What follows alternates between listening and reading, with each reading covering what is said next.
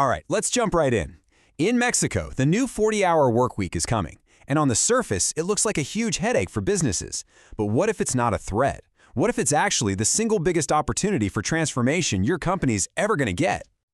You could look at this law as a checkmate disguised as a crisis, and I think that's a brilliant way to frame it.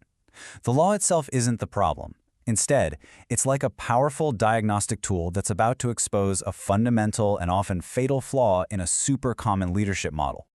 And that flawed model is built around this one person, the hero leader. We all know this person, right? They're the last one to leave the office, the only one who can solve the big problems, the person the entire system depends on.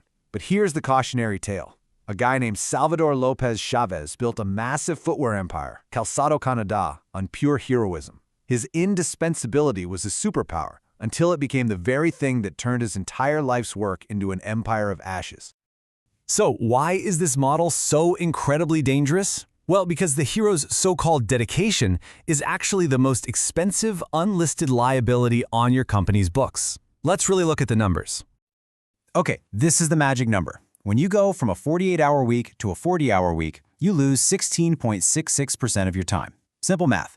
So to keep your output the same, you have to find that efficiency somewhere else. And the hero leader's only tool is to just scream, "Work harder," an approach that is absolutely 100% destined to fail. And here's where it gets really painful. Financially, the hero's leadership style directly creates these massive money pits. Their need for control, it fuels that revolving door of high employee turnover.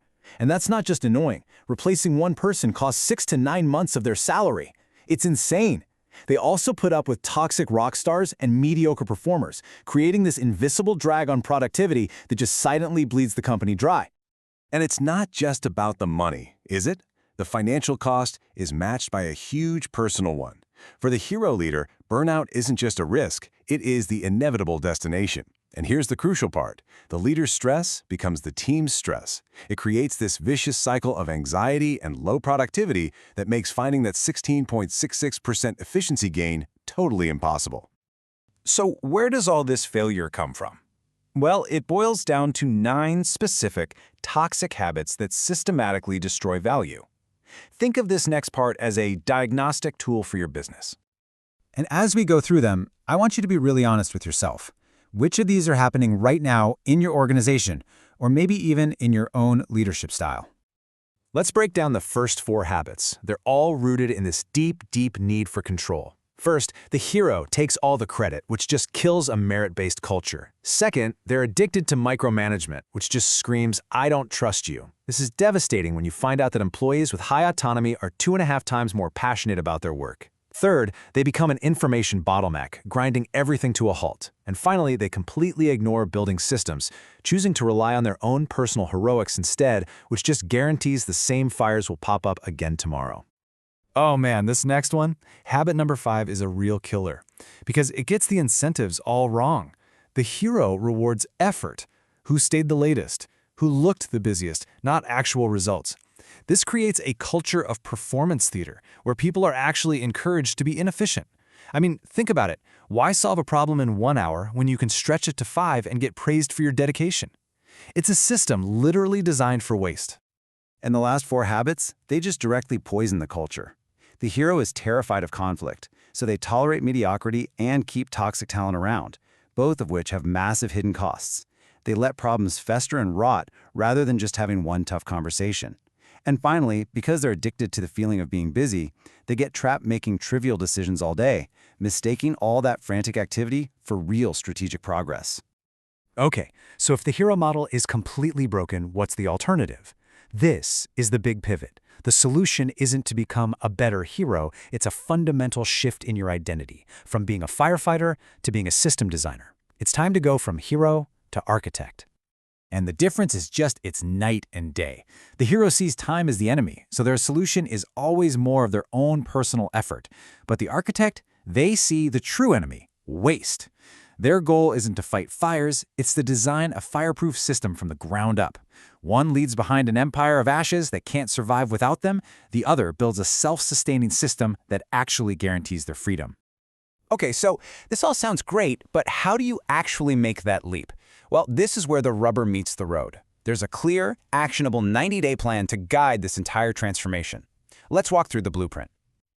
This 90-day journey is broken down into 4 distinct phases. You start with some brutal self-diagnosis, then you move on to forging new leaders, mastering conflict, and finally, installing a system that can truly outlast you. And each phase builds directly on the last one. Phase 1 is all about confronting a painful truth.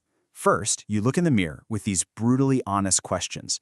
Then, you look out the window by getting anonymous, completely unfiltered feedback from your team.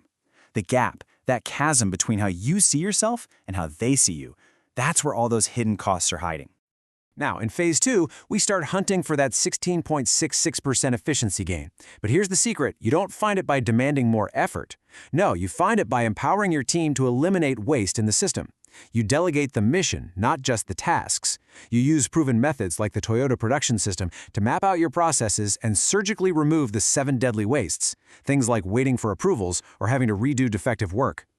Then, in phase 3, the architect does something the hero is absolutely terrified of. They embrace conflict. By building psychological safety, you create an environment where disagreement isn't a threat. It's the very spark of innovation.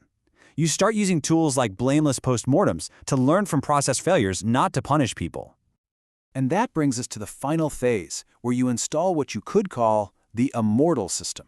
This is about cementing your legacy. It's about making success predictable and scalable by measuring what truly matters, using an updated balanced scorecard. So check this out.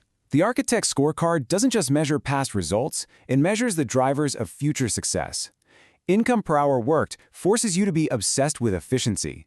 Internal cycle time attacks your bottlenecks. Waste rate puts a number on all the fat in your processes. And the Emotional Salary Index, that measures the health of your culture, which is the engine that powers everything else. Okay, let's put some real numbers on this to see how it works. If your company made, say, 1,000,000 pesos with a 48-hour week, your rate was 312 pesos an hour. Well, to make that same million with a 40-hour week, your system now has to be able to generate 357 pesos per hour. This isn't some motivational poster goal, it's just mathematical reality. It forces you to focus on the system, not just the final sales number. And really, this whole philosophy, it just boils down to this one powerful idea. The hero believes they have to have all the answers. The architect understands that their real job is to build the system and the team that can find the answers long after they're gone. So, this 40-hour work week, it's not a crisis, it's a choice. It forces every single leader to answer one final question. What kind of system are you building? Are you building one that traps you in a cycle of heroism? One that requires your constant presence to survive? Or are you building one that is so well designed, so resilient, that it ultimately guarantees your own freedom? The choice is yours.